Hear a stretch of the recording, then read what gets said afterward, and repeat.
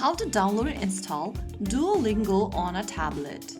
Hi everyone, welcome back to Crazy Gamer. Today in this video, we are going to learn how you can get the Duolingo application installed on your tablet or your iPad. First of all, launch open your Google Play Store or your App Store on your device. Make sure that your device is connected to a stable internet and then go to the search icon at the bottom or bottom left and in the search bar type in Duolingo and search. Soon after you do that, you will see the Duolingo application in the search results. Tap on the install button to get the app installed on your device.